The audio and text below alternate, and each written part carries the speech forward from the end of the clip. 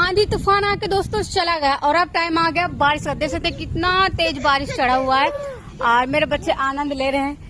Farm को देख सकते हैं, सब टह रहे हैं। और अभी आंधी तूफान आके चला गया, जैसे पत्ते सारे झड़ गए थे नीचे, अभी सफाई किया है। और देख सकते हैं शाम के टाइम फार्म का लुक, और बच्चे तो मेरे आनंद ले रहे हैं। और तो कैसा लग रहा है आप लोग कमेंट में जरूर बताना। और मैं धूप में वीडियो इसलिए नहीं बनाती क्योंकि चेहरा सही नहीं आता, बिल्कुल झिलमिलाता हुआ चेहरा आता है, तो इतनी ही टाइम मस्त वीडियो आता है।